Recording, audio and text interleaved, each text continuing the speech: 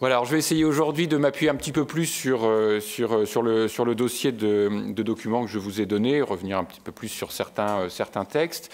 Et puis donc je propose là de traiter de manière un peu plus, je dirais, régulière, 8 thèmes, hein, donc à chaque fois 1 heure, en gros une demi-heure par thème, donc en commençant d'abord là par la paroisse. Ensuite, j'évoquerai donc la pratique, l'administration des sacrements dans les paroisses médiévales. Donc j'envisagerai donc d'abord le baptême et le mariage, donc ce sera pour l'heure présente, et puis ensuite on attaquera sur la pénitence. La 4e session sera consacrée aux œuvres sociales en général, hein, l'enseignement, la charité. Et cet après-midi, donc, je traiterai la vie régulière, la pastorale funéraire et les éléments en sorte liés à la contestation du rôle de l'Église et à la manière dont au Moyen-Âge elle a pu y répondre. Alors, voilà, une petite présentation de la paroisse médiévale. Encore une fois, voilà, je vous présente un petit peu l'état, hein, de ce qu'est la paroisse au Moyen-Âge, mais peut-être en soulignant davantage des différences que des similitudes. Donc il faut quand même bien rappeler que la paroisse est la forme, hein, d'encadrement des fidèles, de la population chrétienne, qui est adaptée à la société médiévale, qui est une société essentiellement rurale. Donc là, il faut vraiment bien avoir ça en tête. C'est une société qui est à 95% une société rurale, et la paroisse va donc évidemment prendre des formes qui vont permettre d'encadrer cette société-là.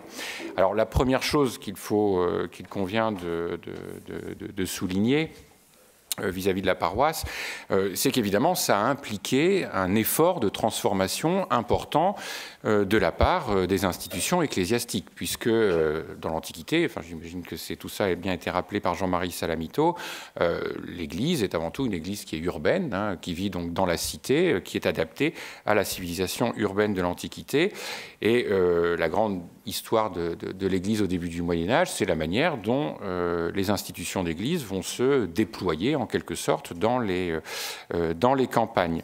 Alors le premier élément, hein, qui est quand même qu'il faut bien rappeler, c'est pas oublier quand même que dans l'Antiquité, l'ensemble en quelque sorte des fonctions religieuses sont entièrement dans les mains de l'évêque. Hein. Donc c'est petit à petit que l'évêque va déléguer, hein, à ses prêtres l'ensemble de ces fonctions.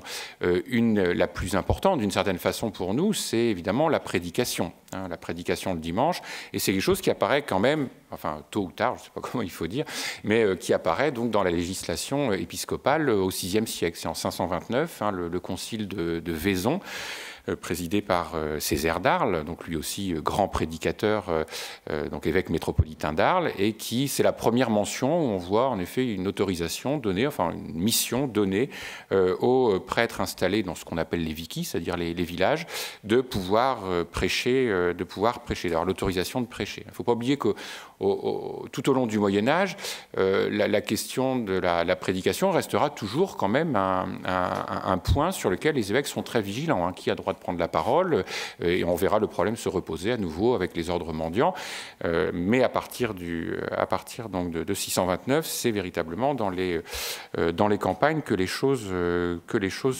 se passent. Donc voilà, petit à petit, hein, le 6e, 7e siècle, c'est le moment où s'installent désormais à demeure les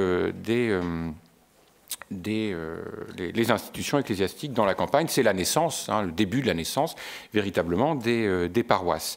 Alors un point qu'il faut aussi tout de suite souligner, qui restera encore important, qui reste encore important à l'heure actuelle, c'est évidemment la manière dont les évêques ont voulu, hein, conserver la force du lien primitif autour de la cité épiscopale. Hein. L'idée, c'était aussi évidemment, voilà, d'organiser la pratique des fidèles dans les campagnes, dans les villages, mais pour autant garder quand même, rappeler, hein, ce lien primitif qui unit non seulement les clercs, mais tous les fidèles à l'égard du diocèse, et du centre du diocèse et de la personne de l'évêque. On a quelques exemples assez intéressants de célébrations liturgiques un petit peu originales. enfin, dont on ne sait pas exactement comment elles ont été mises en pratique, puisqu'on a simplement la description donc de ces formes liturgiques qui permettaient de conserver quand même un lien entre la cité épiscopale et ses campagnes. En particulier, c'est dans le diocèse d'Auxerre, à la fin du VIe siècle, un évêque qui s'appelle Oner, et puis ensuite, un siècle plus tard, un autre évêque qui s'appelle Tétricus, qui ont laissé donc des règlements liturgiques assez originaux. Dans le cas de l'évêque Oner, l'évêque Oner mettait à profit le mois de janvier, qui était un mois un peu plus, je dirais, en tout cas, plus calme, sans doute aussi bien pour les fidèles que pour les clercs, pour organiser ce qui s'appelait des rogations. Alors, on ne sait pas exactement ce que c'était, des processions sans doute, qui étaient organisées dans les différentes églises du diocèse. C'est-à-dire que l'ensemble du clergé, je pense qu'évidemment tous les clercs et tous les prêtres ne pouvaient pas quitter leur fonction, mais l'ensemble du clergé était convoqué au mois de janvier dans les différentes églises pour procéder à ces processions. On passait de l'une à l'autre tous les jours ou tous les 2 jours, façon de rappeler évidemment qu'il y avait une unité très forte à l'intérieur du diocèse. De la même façon, on avait aussi l'élément inverse, le règlement d'Oner prévoyait aussi que les prêtres, ou ceux qu'on appelait les archiprêtres, correspondent peut-être plus à ce qu'on appellera les doyens au Moyen-Âge, se rendent tous les dimanches, ou en tout cas pour la vigile, donc le samedi soir, se rendent donc à la cathédrale pour des célébrations qui étaient des célébrations communes. Donc on maintenait comme ça, on voulait maintenir de manière très forte le lien entre la cité épiscopale et son diocèse. Alors ces dispositions, elles rejoignent un peu ce qu'on disait aussi hier à propos de la lutte contre les superstitions ou des pratiques un petit peu considérées comme un petit peu déviantes, puisqu'on a au même moment, l'évêque Oner d'Auxerre est celui qui nous a laissé les textes d'un synode diocésain. Alors la pratique du synode diocésain, de la réunion régulière des prêtres du diocèse autour de l'évêque, elle est sans doute pas inventée à cette époque-là, elle existait avant, mais on n'avait pas conservé de textes sur les délibérations des prêtres avec leur évêque. Et par contre, pour l'évêque Oner, à la fin du VIe siècle, on a ces dispositions et on insiste beaucoup sur cette lutte contre les superstitions. Donc les historiens se demandent s'il n'y a pas un lien de cause à effet, c'est-à-dire aussi organiser des célébrations solennelles avec une bonne partie du clergé qui se manifeste dans l'ensemble du diocèse, n'était pas aussi une façon d'essayer de combattre aussi, entre guillemets, ces superstitions. Donc voilà pour ces éléments, mais on trouvera toujours donc cette volonté au Moyen Âge de maintenir un lien étroit avec la cité épiscopale. Alors on trouve aussi encore des décisions au VIe, VIIe siècle qui demandent à ce que le clergé ou demandent à ce que les laïcs, alors pas nécessairement tous, mais les laïcs qu'on présente comme étant les laïcs les plus éminents, viennent assister aux célébrations à la cathédrale, par exemple à Pâques et à la Pentecôte. Mais c'est quelque chose qui est très vite abandonné, sans doute pour des raisons pratiques. Et évidemment, c'était assez compliqué quand on se déplace. On n'a pas un réseau de communication aussi simple qu'aujourd'hui. Et donc tout ça, on le voit moins à partir du Xe siècle et puis dans le cours du Moyen Âge. Donc voilà, ce premier point quand même qui était de mettre en avant un petit peu la manière dont l'Église, entre guillemets, est partie à la conquête des campagnes, parce que c'était quelque chose qui n'était pas donné, qui n'était pas nécessairement très facile à déployer. Alors les choses se mettent vraiment en place à l'époque carolingienne, au IXe, Xe siècle.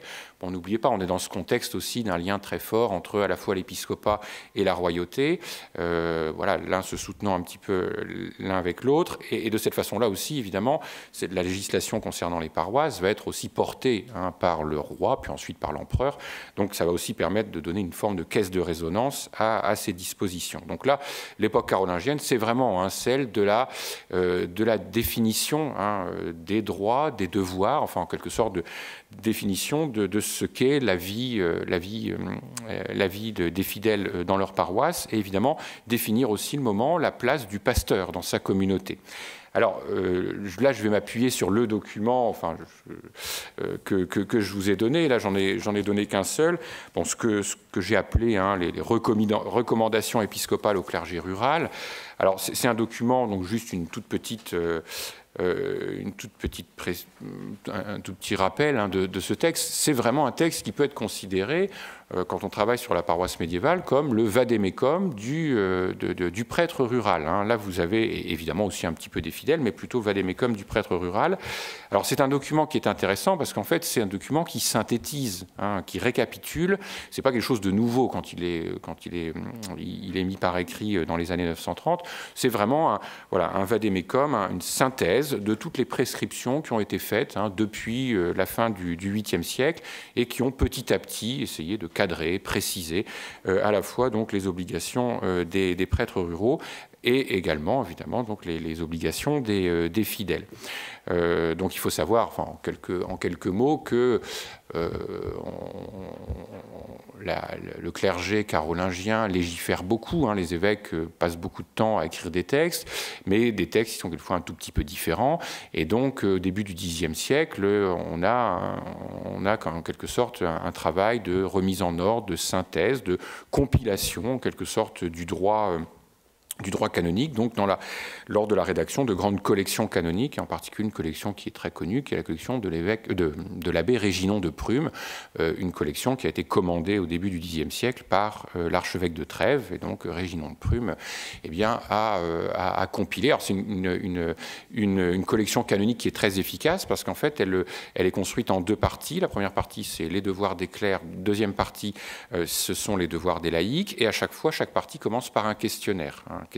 Voilà. Donc c'est théoriquement utilisé pour servir lors des visites pastorales, hein, lors des visites pastorales, soit de l'évêque, soit de son archidiacre. Et donc il y a une centaine de questions qui doivent être posées lors de la visite des paroisses. Et l'intérêt, c'est qu'à chaque fois, donc on a ces questions, et après on a les textes canoniques de référence. Hein, donc on va renvoyer au texte du concile de Nicée, au texte d'un concile, je ne sais pas, moi, du milieu du IXe siècle, éventuellement à une lettre pontificale, un petit peu de Grégoire le Grand, enfin, etc.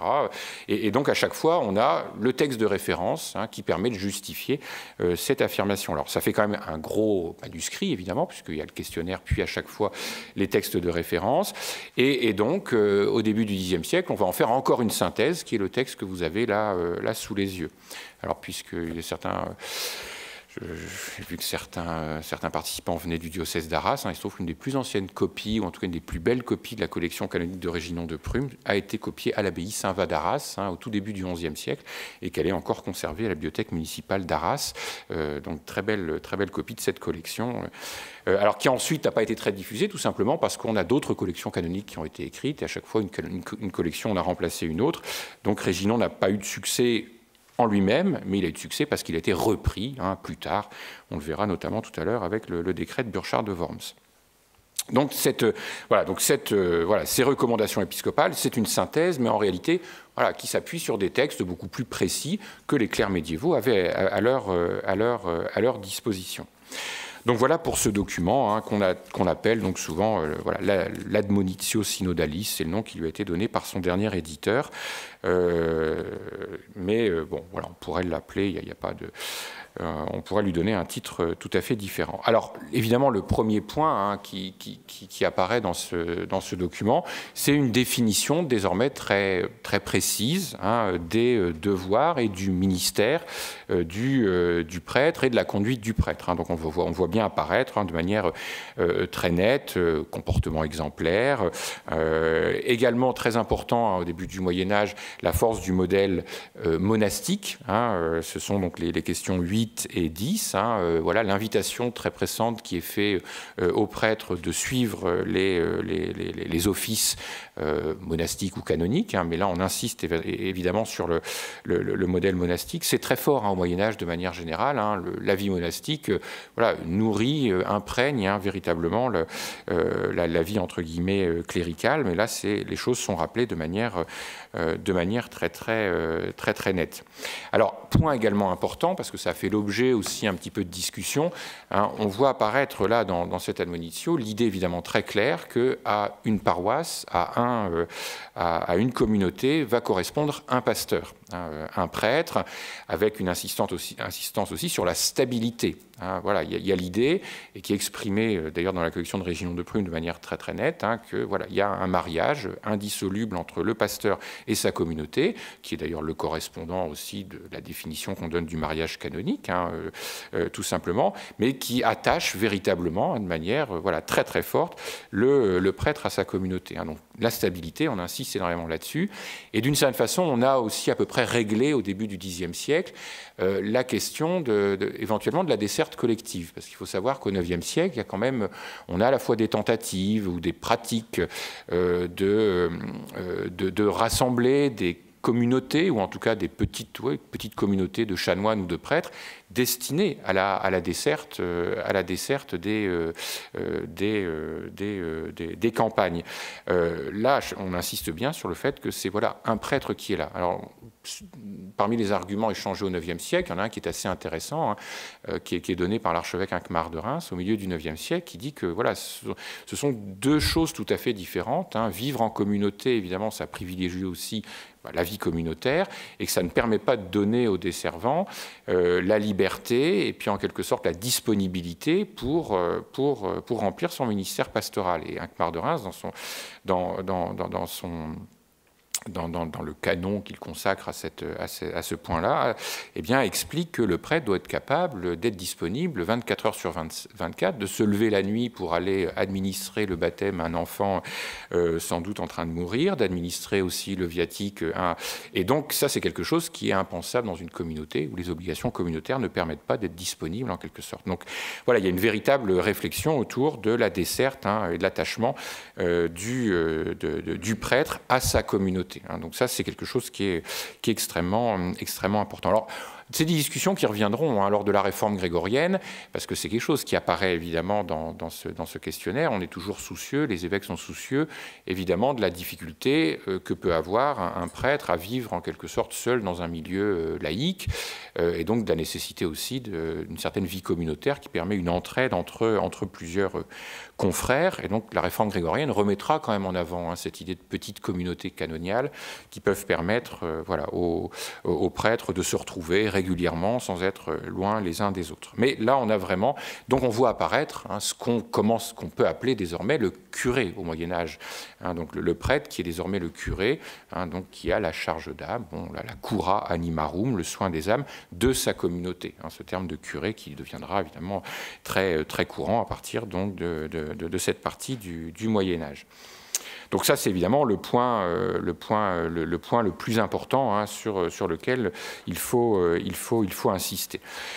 Alors, par contre, là aussi, ça va rejoindre ce que j'aurai l'occasion de dire, évidemment, quand même le souci pour le prêtre d'être entouré alors ce que le texte appelle, c'est le chapitre 31, le prêtre d'avoir avec lui un clerc ou ce qu'on appelle un écolier, mais en fait c'est un petit peu la même chose, c'est-à-dire que c'est un clerc qui à la fois évidemment bien sert la messe avec lui, ce qu'on appellerait après tout aujourd'hui un grand enfant de chœur, mais il y a toujours aussi évidemment l'importance de la formation. C'est aussi au prêtre de prévoir un petit peu la suite et donc de commencer à former celui qui sera susceptible peut-être d'exercer le ministère par la suite. Alors, on est au Moyen-Âge, donc il y a une très forte importance des relations familiales. Et évidemment, bien souvent, on a souvent dans ces villages ce que je pourrais appeler un petit peu des familles sacerdotales. C'est-à-dire que souvent, le prêtre va accueillir son neveu comme clerc. C'est souvent un petit peu ce genre de relations qui peuvent exister, qui forment son neveu, qui ensuite lui succédera.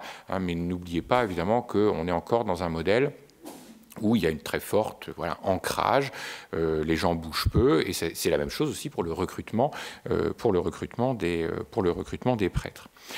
Voilà donc sur ce point, sur ce point évidemment important qui est celui donc de la place la place et la définition de ce qu'on peut appeler en quelque sorte désormais le curé. Alors on est au Xe siècle aussi, donc il y a un point sur lequel il y a beaucoup de vigilance, on le voit de la part des auteurs de ce résumé, de ce petit compendium, c'est évidemment les questions, je dirais, économiques, la question des biens, la difficulté de la gestion des biens de la paroisse, puisqu'évidemment, au Moyen-Âge, il n'est pas question d'imposer ce qu'on appellerait le vœu de pauvreté aux prêtres, mais évidemment, grande vigilance sur le fait qu'il n'y ait pas de confusion entre ce qui est de l'ordre du patrimoine de la paroisse et ce qui est de l'ordre du patrimoine personnel du prêtre. Et on voit, il y a plusieurs choses là, à partir des articles 52, 53, 54, sur le problème, là aussi, de la possession de l'Église. Alors, quand on parle ici partie de l'Église, hein,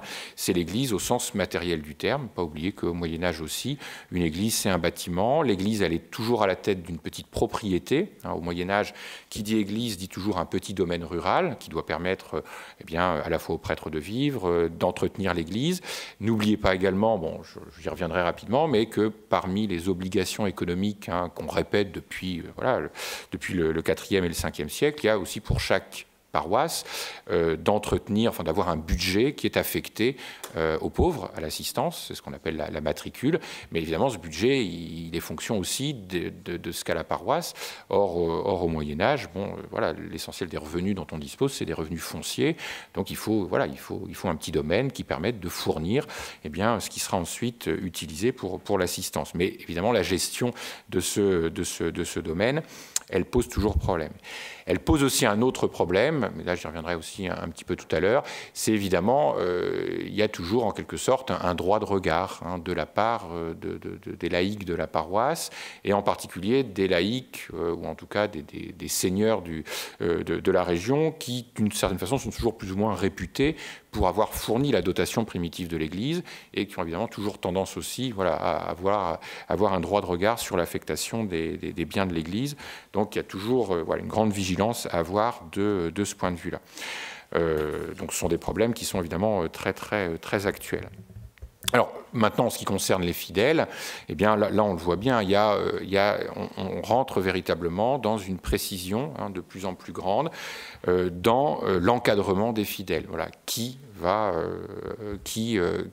doit aller dans telle église, qui dans telle autre, hein, et on commence. Alors il n'y a pas encore à cette époque-là de définition qu'on pourrait dire territoriale de la paroisse, mais elle va se mettre petit à petit en place. Hein. Donc évidemment, un fidèle est attaché à une paroisse et pas à une autre. Hein. On voit le souci, en particulier, voilà, c'est 55, c'est 56, hein, qui est évidemment, voilà, on ne mélange pas les paroissiens, que des paroissiens ne profitent pas éventuellement voilà, d'un pasteur qui serait peut-être réputé comment dire, enfin, moins strict qu'un autre. Hein. On attache véritablement à une église les paroissiens, et inversement aussi, hein, évidemment, le fait que voilà, le prêtre ne doit pas aller non plus empiéter sur les attributions de son confrère, aller célébrer la messe, etc. Bon, c'est des points qui sont importants puisque, en réalité, dans bien des campagnes, les choses ne sont pas fixées. Hein. Voilà, tout est en train de se mettre en place. Donc la tentation est quelquefois un petit peu grande, hein, dans des régions un peu marginales, voilà, à l'écart, dans un petit hameau dont on ne sait pas très bien de quelle paroisse y dépend, eh bien, d'aller mettre la main. Alors ce sont des questions très institutionnelles, mais qui se posent véritablement à cette époque-là. Donc voilà, une définition en quelque sorte à la fois des droits, des devoirs qui se met véritablement en place à cette époque-là. Alors maintenant, en ce qui concerne, eh bien, je dirais, l'évangélisation, ou en tout cas la manière dont le prêtre s'occupe hein, de ses fidèles, là, il y a évidemment deux choses à bien souligner. Bon, la première, bien sûr, c'est la manière de célébrer la messe, célébrer les offices. Donc là, on est très vigilant sur la manière dont les choses se passent. Et puis également, un point extrêmement important, alors c'est souligné. Est-ce que je vais le retrouver? J'avais dû le...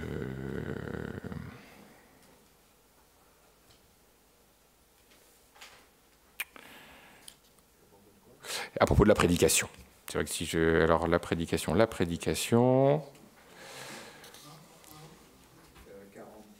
Voilà, merci. Voilà, bah, si je l'avais noté, 40. Voilà, 41. Voilà, alors, bon, 41 qui est plus général, hein, vous devez prêcher la parole du Seigneur, mais surtout 40. Évidemment, chacun de vous fera ses paroissiens les dimanches et jours de fête un serment sur l'évangile ou l'apôtre, sur l'évangile ou la lecture, avec tout le savoir dont il dispose. Alors ça, là, c'est un point évidemment extrêmement important parce que, bon, l'idée générale un petit peu qu'on a quand même du clerc médiéval ou du prêtre médiéval, elle est rarement flatteuse. Hein. Souvent, on dit, voilà, ils n'étaient pas formés, bon, la prédication. En réalité, bon, on voit quand même qu'il y a un vrai souci hein, de la part de l'épiscopat d'avoir des clercs qui soient des clercs véritablement formés. Alors, ça passe en fait, donc, On a plusieurs éléments qui permettent aujourd'hui de retracer un petit peu l'histoire de la prédication médiévale. Un point important là, qui existe depuis l'époque mérovingienne, c'est qu'évidemment, il faut s'adresser dans une langue qui soit compréhensible par les fidèles. Donc la question de la langue, elle se pose. Alors elle se pose d'autant plus au Moyen-Âge qu'évidemment, à partir de l'époque mérovingienne, il y a quand même une dissociation entre la langue écrite, donc, qui est le latin, la langue des Écritures, qui évidemment est le latin, depuis les traductions de Saint Jérôme, la Vulgate, et faire passer évidemment cette écriture à des paroissiens qui ne maîtrisent plus le latin. On est à un moment où en fait on est en train de se dissocier, il y a une dissociation entre le latin écrit et puis la langue qui est en train de venir, la langue romane, donc le français chez nous, et puis les langues romanes ailleurs, voilà, l'espagnol, le portugais, l'italien, etc. Et de plus en plus, évidemment, on ne comprend plus le latin, puisque désormais la langue est très différente. Donc il faut prêcher dans une langue qui soit accessible aux fidèles. Et à partir de 813, en particulier, c'est la première fois qu'on a une mention des évêques qui demandent là, explicitement aux prêtres de prêcher dans les langues vernaculaires, donc plutôt la langue romane, voilà, en France actuelle, et dans la partie de l'Empire carolingien, la partie est, de prêcher dans la langue qu'on appelle tudesque, qui est donc l'ancêtre de l'allemand. Mais donc volonté, évidemment, d'ouvrir la prédication à une langue qui soit compréhensible aux fidèles. Ça, c'est extrêmement important. Et c'est un point qui est bien souligné. L'autre point, évidemment, pour la formation des clercs, c'est quand même une certaine insistance. Alors on dit souvent, bon, je ne veux pas empiéter et contredire ce que dirait la session suivante sur l'histoire moderne, sur l'importance de la formation des séminaires créés dans le cadre de la réforme tridentine. Mais en réalité, il y a quand même un souci de former les prêtres. Sauf qu'évidemment, on est à une époque où il n'y a pas une instance qui s'occuperait vraiment d'une formation des prêtres. Mais souvent, on voit quand même que aussi bien des grands monastères ruraux que certaines écoles cathédrales réservent quand même un enseignement particulier aux clercs ruraux, en mettant à leur disposition la connaissance d'éléments essentiels de la prédication. En particulier, c'est le seul exemple que j'ai rencontré, mais qui est quand même intéressant, autour de 900, avant 900, extrême fin du IXe siècle, on a la mention à Reims, dans la cité de Reims, d'une école destinée aux clercs ruraux, précisément. C'est pas l'école cathédrale, c'est pas une école monastique, c'est une école qui est véritablement destinée aux clercs ruraux. Alors attention, quand on parle d'école à cette époque-là, ça ne veut pas dire une institution très précise, des salles de classe, etc. Ça veut surtout dire en fait la présence d'un maître qui est chargé de dispenser un enseignement. Et en particulier l'archevêque de Reims, autour de 900, fait venir spécialement des maîtres d'ailleurs, en particulier un moine extrêmement célèbre de Saint-Amand qui s'appelle Huguebald, pour dispenser des enseignements, mais à destination des clercs ruraux. Alors l'autre point également, c'est évidemment la diffusion d'homélie ou de modèles d'homélie parmi les plus efficaces. Donc ça, c'est quelque chose qui existe depuis l'époque mérovingienne. On diffuse, on copie beaucoup des modèles d'homélie. Alors les plus célèbres, évidemment, sont celles de Grégoire le Grand, les 40 homélies de Grégoire le Grand. Et on a même, là encore une fois, l'archevêque de Reims, au milieu du IXe siècle, un Khmar, insiste beaucoup en disant que la formation, c'est la connaissance importante des 40 homélies de Grégoire le Grand. C'est vraiment la base de ce que doit connaître un prêtre rural. Alors c'est cela, mais il y a également d'autres collections. Les évêques vont diffuser des collections d'homélies, alors Césaire d'Arles également, des extraits de sermons de Saint-Augustin, quelquefois des collections qui panachent un petit peu en fonction de ce que... N'oubliez pas qu'on est à l'ère du manuscrit, donc on n'est pas à l'ère du livre, et donc en réalité, chaque fois qu'on fait un livre, c'est toujours un unicum, c'est toujours un livre qui a été fait exprès pour une personne, et donc chaque collection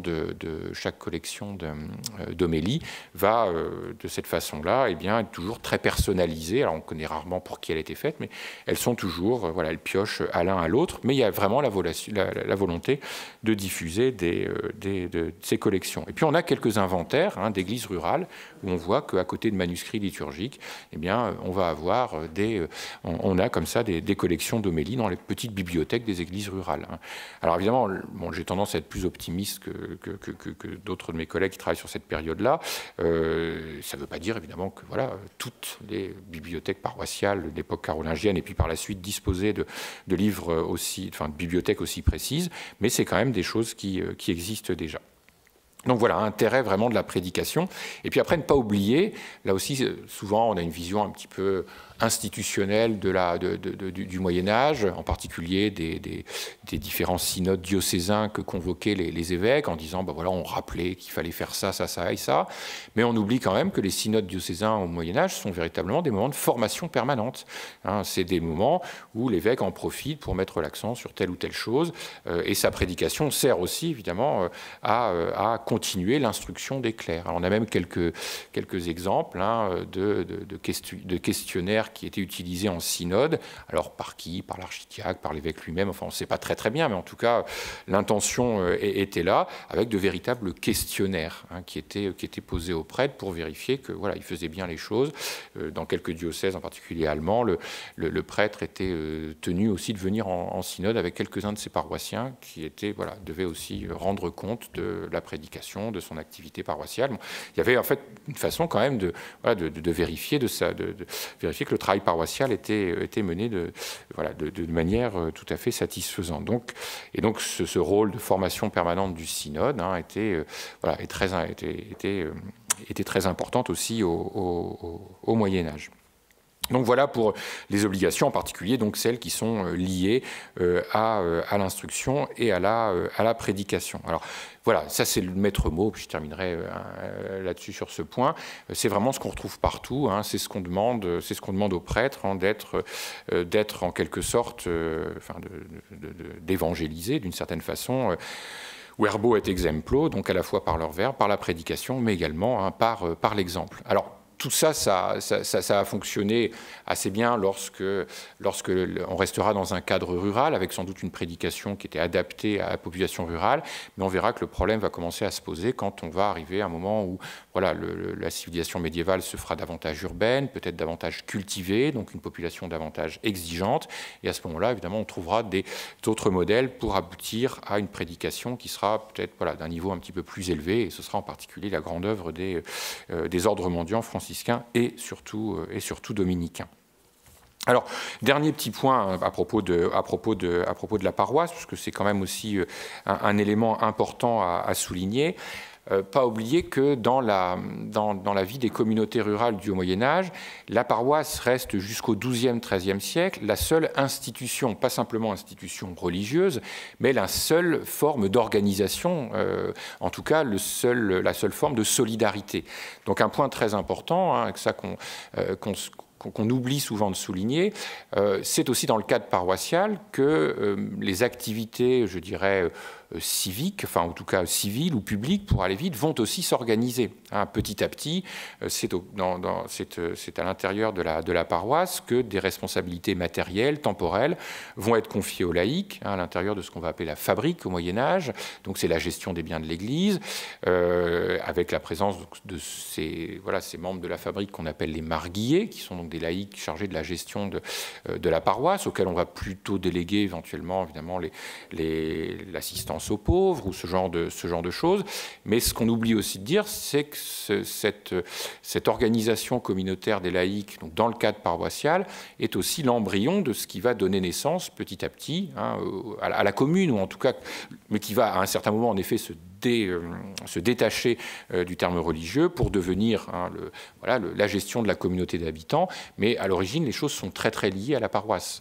Donc c'est aussi dans ce cadre-là, d'une façon que la paroisse que s'élaborent les formes d'organisation de la vie communautaire à l'intérieur donc des communautés rurales. Il y a un point aussi, alors qui à la fois évidemment peut choquer, mais d'un d'un certain côté aussi qui a fait la force de la paroisse médiévale, l'église aussi elle-même, le bâtiment, n'est pas simplement le lieu de culte, c'est aussi en quelque sorte le lieu de réunion de la communauté. Alors quelquefois ça va très loin, puisqu'on va retrouver quand on lit des visites pastorales d'évêques, des évêques qui se scandalisent en disant mais c'est quand même une église, c'est pas là qu'il faut mettre le foin, c'est pas là qu'il faut, voilà, c'est pas le lieu de réunion. Mais en réalité, il y a quand même cette idée que voilà, l'église est aussi le lieu communautaire par excellence. Alors, quelquefois, évidemment, on trouve des solutions. Il y a toujours eu une avant-nef ou quelque chose comme ça, qui est le lieu plus destiné aux activités séculières, et puis évidemment une distinction très nette avec l'Église à proprement parler. Mais voilà, l'Église est le lieu communautaire, et encore une fois, voilà, donc c'est aussi ce qui fait la force de la paroisse médiévale. Voilà, donc c'est pour un petit point sur cette paroisse. Alors j'avais terminé sur une dernière remarque, évidemment, parce que voilà, la question qui se pose, c'est que les documents qu'on a peuvent paraître assez optimistes sur l'encadrement ecclésiastique, sur l'adhésion des fidèles, etc. Je vous ai quand même mis là une toute petite phrase qui est donc tirée d'un traité du XVe siècle à propos donc des fêtes religieuses. Bon, je ne vais pas développer le fait que la paroisse, évidemment, est le cadre aussi du développement du calendrier religieux. Et là, évidemment, on a un point de vue beaucoup plus pessimiste, donc qui est celui de ce prédicateur du XVe siècle, qui rappelle qu'en fait, le problème, c'est qu'à la messe, il n'y trouve personne, puisque voilà, rares sont ceux qui vont à l'église. Ils sont soit partis en week-end, on pourrait dire, il gagne sa vie là, l'autre a son négoce, voilà, les uns et les autres vont au marché, etc. Donc déjà une plainte quand même d'une désaffection des églises. Alors c'est voilà, pour un petit peu d'une certaine façon peut-être un peu relativisé. Je pense qu'il y a toujours eu en effet aussi voilà, un décalage entre voilà, ce que peut attendre un pasteur de sa communauté et puis quelquefois le regard désabusé qu'il veut porter. Mais ça, voilà, c'est aussi une façon de dire c'était peut-être pas mieux avant finalement, puisque dès le XVe siècle on se plaignait aussi voilà, du fait que les églises étaient vides. Bon, à prendre évidemment. Voilà, puis si je l'ai cité évidemment parce qu'il s'agit d'une étude tirée donc là encore d'un quelqu'un qui a pas les Monts Glorieux, donc qui a été un grand enseignant à l'université, donc à l'université catholique de Lille, donc dans les années 50-60.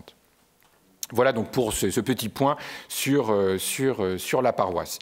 Alors je propose de rentrer un petit peu plus dans le détail maintenant, en commençant donc toujours dans cette idée de l'encadrement des fidèles par l'Église, en évoquant donc, pour aller vite, les sacrements, mais en particulier donc là en commençant par deux sacrements évidemment très importants dans l'encadrement des fidèles, que sont d'abord le baptême, puis le mariage, et puis on passera à la pénitence après la pause. Alors quelques mots donc, pour commencer d'abord. À propos donc du baptême. Alors le baptême, donc c'est évidemment un sacrement. Donc, là encore, on part évidemment de toute la tradition. Donc le Moyen Âge évidemment reprend tout ce qui s'est dit, ce qui s'est fait sur le baptême dans l'Antiquité tardive. Mais évidemment là, le début du Moyen Âge connaît une mutation fondamentale, puisqu'on va passer d'un baptême qui était conçu comme une initiation destinée à des adultes, dans le cadre évidemment d'un catéchuménat, dans le cadre évidemment de ce qu'était la mission dans un empire romain chrétien ou lentement chrétien, à un baptême qui est désormais une porte d'entrée qui va être donnée à tout nouveau-né, donc évidemment n'aura pas l'initiation puisqu'il n'en est pas capable. Donc l'organisation en quelque sorte, la conception du baptême change beaucoup. Alors j'ai commencé simplement par cette image donc de la cathédrale de Pise pour vous rappeler quand même que le souvenir de l'idée que le baptême était quand même un sacrement qui était le fruit d'une initiation approfondie donnée aux catéchumènes reste encore très fort. Bon, là, on est au XIIe siècle, mais même encore, il suffira de voir l'exemple de Florence à la fin du Moyen-Âge, où on construit aussi un baptistère. Donc cette idée que le sacrement est donné dans un bâtiment spécial, est donné dans une piscine baptismale, une cuve baptismale à proprement parler. Donc ça reste une idée très forte, même si à cette époque-là, au XIIe siècle, ça fait évidemment bien longtemps que l'on baptise des nouveau-nés et que ces nouveau-nés, on ne les plonge pas dans une piscine baptismale, mais on procède à un baptême par effusion sur des fonds baptismaux. Mais on garde quand même ce souvenir important aussi de cette importance du baptême comme moment qui clôturer une véritable initiation des adultes. Alors, d'un point de vue, encore une fois, là, voilà, archéologique, on voit encore, on construit encore hein, dans les cathédrales ou les églises du début du Moyen-Âge enfin pas des fonds baptismaux, des cuves baptismales. Ici, vous avez l'exemple qui a été retrouvé il y a très peu de temps de la cuve baptismale de la cathédrale de Tournai. Hein, c'est une découverte qui a été faite il n'y a pas très longtemps par les archéologues. On a retrouvé donc cette cuve baptismale, mais elle est datée d'époque carolingienne à une époque où elle devait, à mon avis, plus vraiment servir, encore une fois, puisqu'il y a voilà, on baptisait des enfants, et donc peu de situations où on devait véritablement les utiliser, mais on continuait quand même à construire hein, ces aménagements liturgiques. Hein. Je rappelle, enfin, c'est à propos de Cambrai, de Tournai, pardon, que la cathédrale de Tournai, enfin, c'est la chance pour les archéologues, c'est que cette cathédrale a été construite donc, sur les rives très instables de l'Escaut, et donc depuis sa construction d'ailleurs, hein, en fait, depuis le XIIe siècle, et puis le Moyen-Âge avançant, ça s'est augmenté, c'est une cathédrale qui est en train de tomber, hein, elle tombe dans l'Escaut petit à petit, elle est en train de... Alors évidemment, elle ne tombera pas, parce qu'on a fait des travaux très très importants pour chercher à consolider les fondations, mais qui dit évidemment travaux de consolidation, dit fouille, et donc aujourd'hui on a une très bonne connaissance de ce qu'étaient les fondations des cathédrales antérieures à l'époque romane, et en particulier donc de la première cathédrale peut-être mérovingienne, mais surtout du bâtiment carolingien, et en particulier de la découverte de ce baptistère. Alors c'est donc un point évidemment important, ce passage donc du baptême d'adulte au baptême d'enfant. Alors ça veut dire quand même, ça change des choses, puisque voilà, désormais, pour aller vite, le moment du baptême sera moins un moment d'évangélisation ou de catéchisation des enfants eux-mêmes, puisqu'on les baptise, ils sont petits. Alors l'âge au baptême, c'est toujours un peu compliqué, puisque on sent quand même certains évêques qui souhaitent que l'enfant puisse quand même manifester son adhésion, qu'il puisse parler, hein, qu'il puisse au moins dire oui ou non. Donc quelquefois un baptême qui interviendra peut-être à 1, 2 ans ou 3 ans, mais il y a aussi une demande très forte évidemment, et là qui vient peut-être des fidèles, hein, cette idée quand même que le baptême est aussi une protection dont on ne peut pas priver un nouveau-né, et en particulier, bon, là il y a des conditions évidemment qui sont liées à la vie des populations, mortalité infantile très forte, et donc des parents qui sont très très pressant pour que les enfants soient baptisés voilà, le plus tôt possible. Hein. Donc c'est le fameux baptême quam primum auquel bon, les théologiens acquiescent volontiers. Donc on baptise aussi. Hein. Alors souvent ça peut donner lieu à un miracle. Hein. Par exemple, un des miracles auquel aurait procédé saint Amand, donc le saint Amand de Valenciennes, hein, qui aurait baptisé. Donc, alors saint Amand étant un personnage très important à la cour mérovingienne, il aurait donc baptisé et était considéré comme et reçu comme parrain le fils du roi d'Agobert, Sigebert, et à ce moment-là, donc le petit Sigebert aurait répondu Amen au moment de son baptême, alors qu'il était un enfant. Donc voilà, c'est une belle histoire, mais qui est importante parce qu'elle montre bien que voilà, il y a quand même toujours cette idée que voilà, c'est aussi important que l'enfant acquiesce, hein, et même quand il n'est pas en âge d'acquiescer, voilà, s'il dit quelques mots, on a quelque chose qu'on aime souligner. Bon, après, je ne sais pas si c'est une histoire édifiante ou pas, mais elle est assez révélatrice. Donc, évidemment, le baptême est moins le moment où on va catéchiser, les enfants, à proprement parler. En revanche, on voit à l'époque carolingienne que c'est un moment privilégié, de cette façon, pour la catéchèse, je dirais, des parents, et d'autre part, évidemment, très important, du parrain et de la marraine. Ça, c'est quelque chose qui est très fort. Alors là j'ai remis un petit peu ça. Donc là, sont deux prescriptions qui proviennent d'évêques, enfin en tout cas de prescriptions épiscopales différentes, bon, un capitulaire de l'évêque Érard de Tours, pardon, et ce qu'on appelle les capitula cameracensia, qui sont sans doute donc des prescriptions épiscopales données à Cambrai, mais elles sont anonymes au tout début du IXe siècle. On voit quand même évidemment que ce qu'on veut éviter aussi, c'est que le baptême se réduise uniquement à une cérémonie qui aura lieu à un moment précis. Et donc en particulier, hein, l'épiscopat souhaite que ce qu'on appelle les scrutins soient respectés, au moins que l'on convoque un petit peu auparavant l'enfant et puis ses parents. Alors là, on ne parle pas du parrain de la marraine, j'y reviendrai tout à l'heure. Voilà.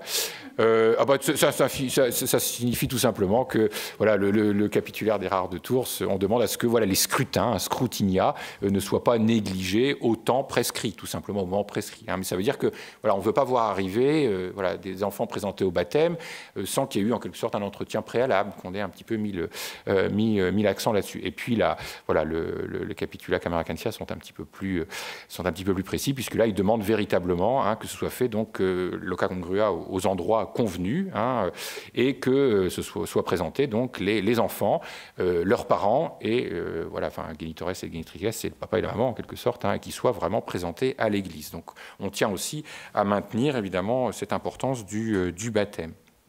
Alors, autre point concernant le baptême maintenant, évidemment ça c'est très important, développement au Moyen-Âge très très fort dans ce qu'on pourrait appeler la pastorale carolingienne, mais qui restera la pastorale de l'ensemble de l'Église médiévale, importance très très forte accordée aux parrains et à la marraine, à la parenté spirituelle. Ça c'est quelque chose qui se développe très fort. D'ailleurs, vous en avez les prescriptions épiscopales voilà, du Xe siècle que j'ai données, rappellent l'importance du rôle du parrain et de la marraine, et en particulier dans l'instruction du filleul. Je pense que voilà, c'est 79. Les parrains devront apprendre ou faire apprendre à leur filleul le symbole des apôtres et l'oraison dominicale, mais enfin de manière générale, un rôle très important de la parenté spirituelle du parrain et de la marraine, comme voilà, entre guillemets, co-évangélisateur au sein de la paroisse. Donc, alors là, les choses ne sont pas nécessairement toujours très fixées. Il n'y a pas nécessairement l'attribution d'un parrain et d'une marraine. Ça peut être simplement un parrain ou une marraine, ça dépend un peu. Tout n'est pas très strict, mais c'est petit à petit que les choses vont se préciser.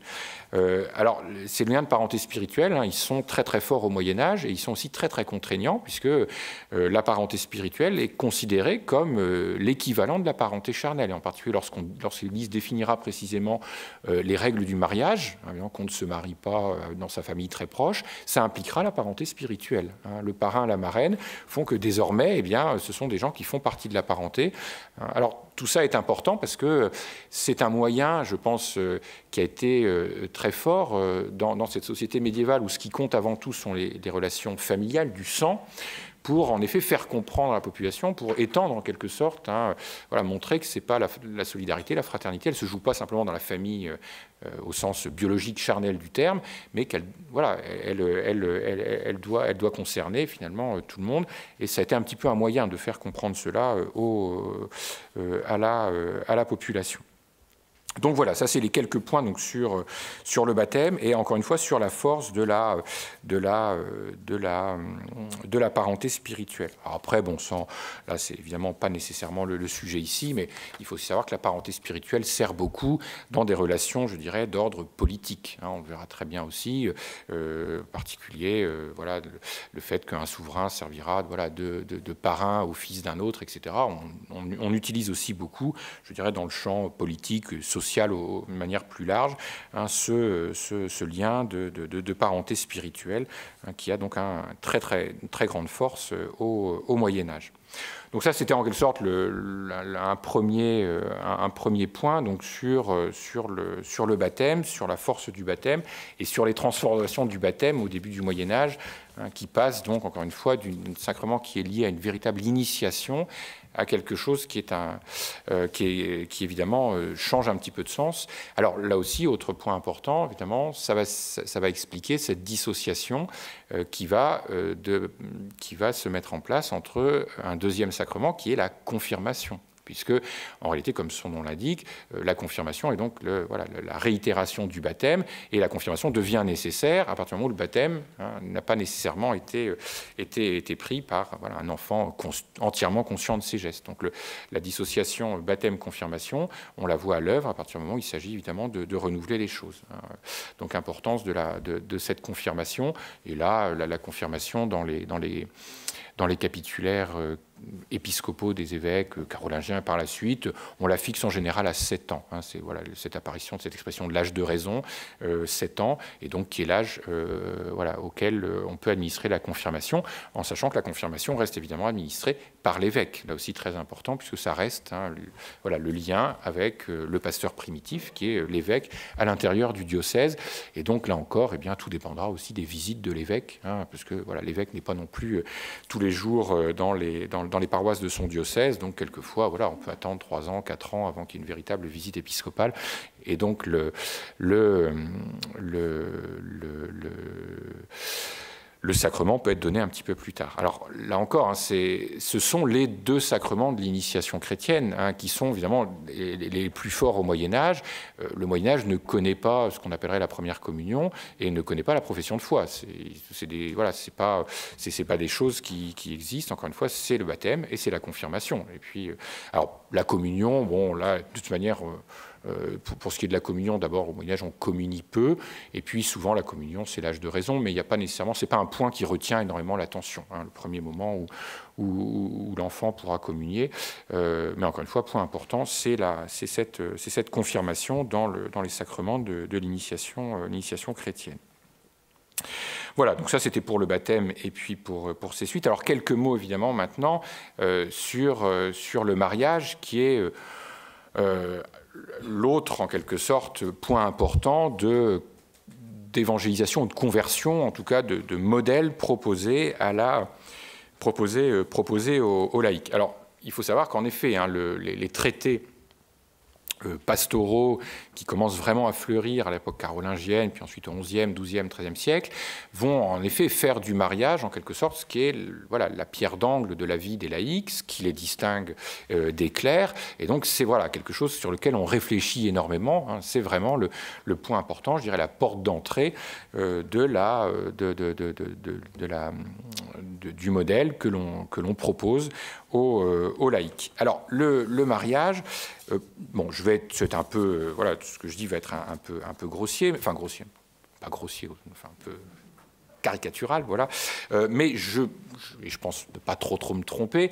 Je pense quand même que l'Église primitive, c'est pas fondamentalement soucié de la question du mariage. C'est quelque chose qui est quand même resté un petit peu annexe, puisque après tout, quand même, le modèle qui restait important, c'était le modèle d'une vie qui soit une vie extrêmement retirée de la société et une vie qui ressemble un petit peu à une vie de pénitence et qui impliquait donc, hein, dans le cas des époux, une espèce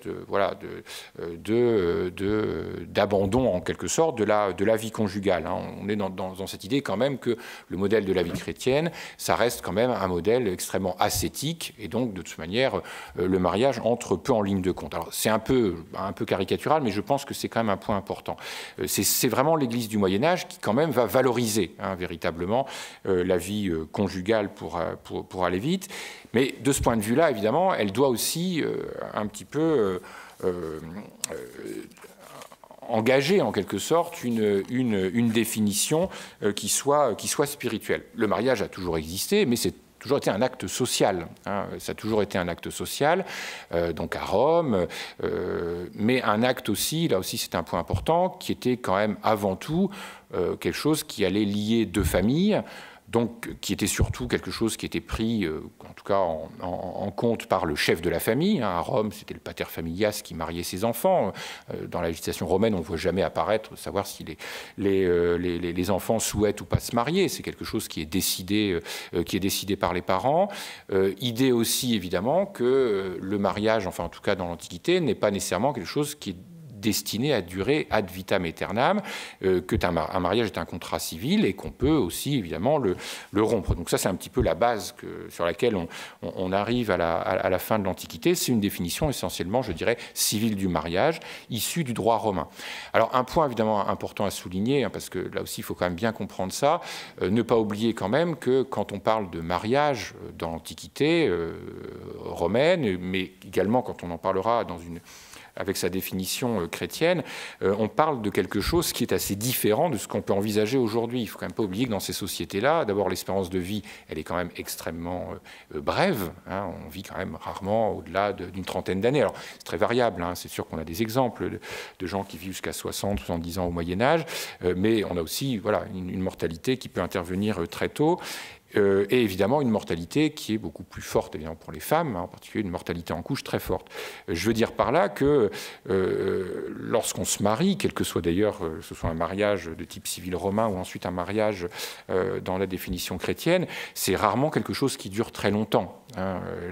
Le problème aussi de l'indissolubilité du mariage va aussi se poser, ou se posera d'une façon différente, voilà, quand on sera appelé à passer 40 ans, 50 ans avec la même personne, mais au Moyen-Âge, c'est quelque chose qui est très très rare. Hein. Donc les questions aussi sont importantes. Ça reste évidemment des définitions très terre-à-terre, très sociales, mais c'est un contexte qui est important à prendre en compte. Donc tout ça pour rappeler, voilà, on a un contrat qui est avant tout un contrat civil à Rome et qui donc va être, dont les évêques, surtout à partir de l'époque carolingienne, donnent véritablement une définition, vont donner une définition qui va être religieuse et qui va donc aboutir à la définition du mariage comme un sacrement à part entière. Mais là, ce sera véritablement les théologiens du XIIe siècle hein, qui fixeront cette définition du mariage. Alors, quels sont les deux points évidemment sur lesquels, qui sont très importants, sur lesquels les théologiens insistent beaucoup? Et ça, c'est quelque chose qu'il faut quand même bien mettre en avant.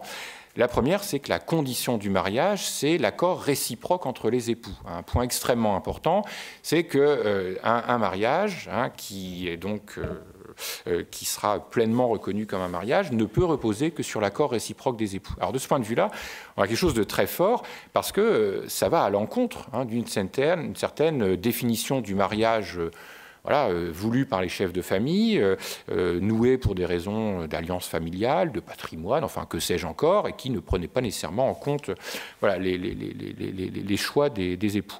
Alors, il faut faire attention, évidemment, il ne faut pas non plus caricaturer, et un chef de famille romain prenait peut-être quand même la vie de ses enfants avant de les marier, mais enfin, globalement, hein, le droit ne faisait pas apparaître ça. Désormais, la pierre angulaire du mariage, dans une vision chrétienne des choses, c'est l'accord mutuel des époux. Alors inversement, ça ne veut pas dire qu'on va changer du jour au lendemain. Hein. Il est évident que, bon, voilà, dans les comédies de Molière, le sujet principal, c'est quand même toujours le mariage avec un vieux barbon qui n'est pas voulu par la jeune fille, etc. Donc voilà, l'idée de mariage arrangé par des chefs de famille ou de mariage voulu par les familles, bon, voilà, restera quelque chose pratiquement qui existera, mais fondamentalement, la doctrine chrétienne du mariage hein, insistera sur le consentement. Et en particulier, lors du mariage, ça se marquera par l'échange du consentement des époux. Hein. Donc la réciprocité comme condition extrêmement importante du mariage.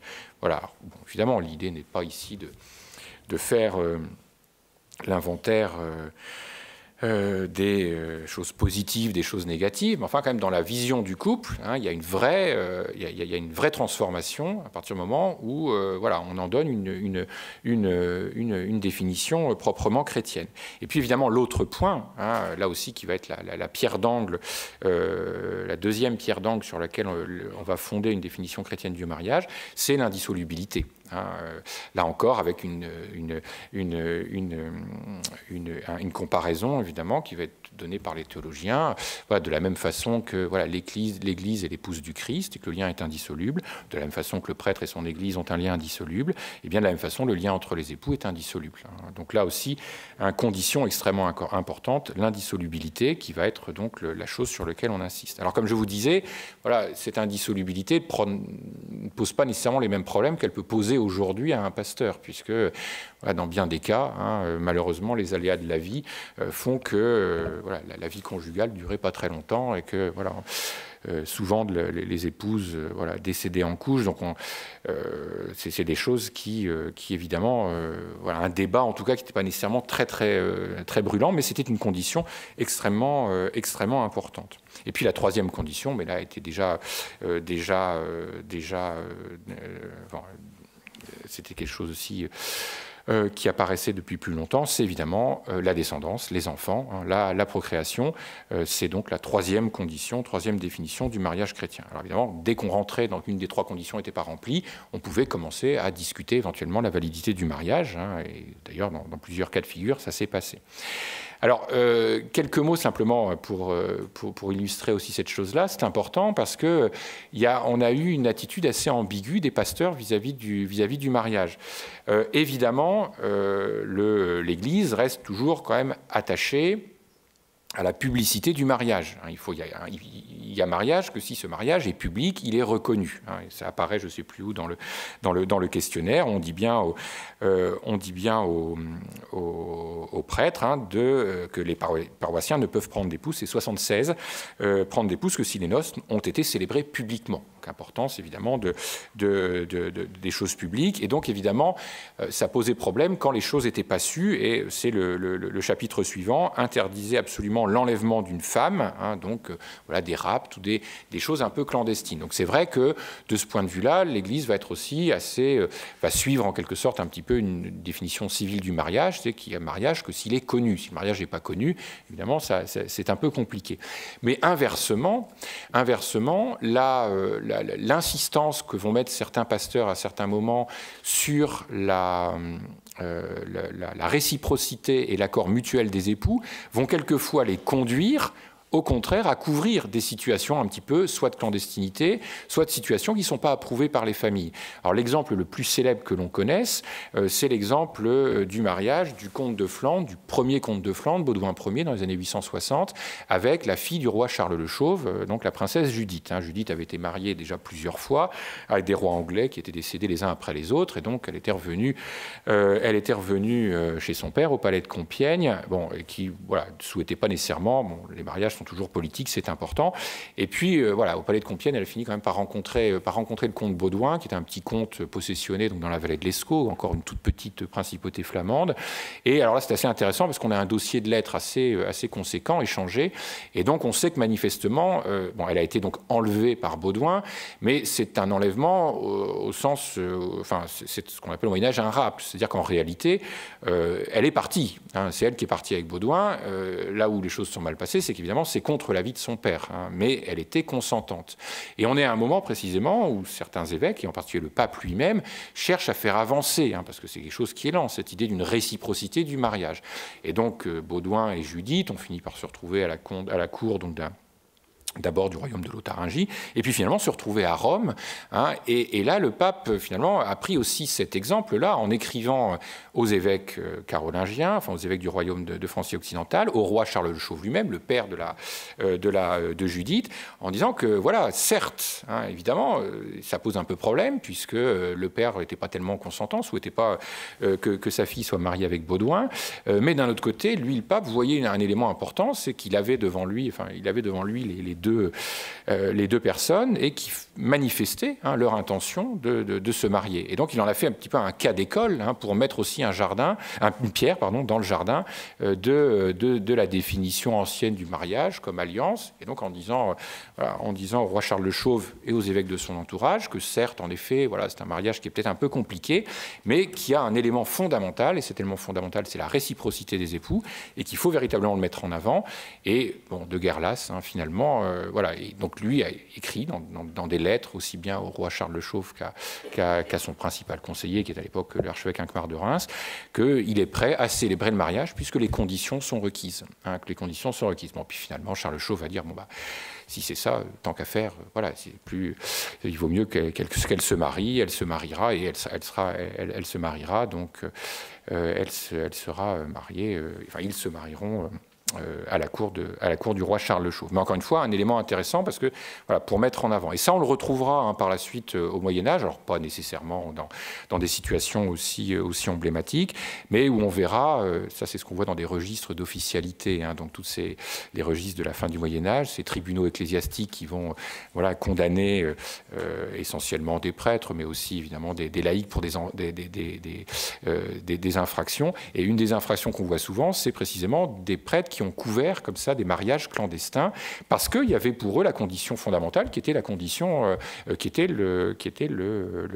consentement des époux. Et souvent, évidemment, les tribunaux, les officialités étaient extrêmement tendre avec ce genre de choses, puisqu'il y avait quand même l'élément important qui était que précisément ce n'était pas des mariages arrangés, mais des mariages souhaités par les deux époux. Donc cette définition du mariage qui véritablement est extrêmement forte à l'époque carolingienne.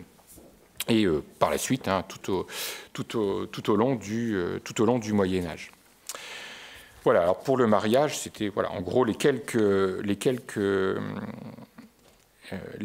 lignes que je voulais soulever.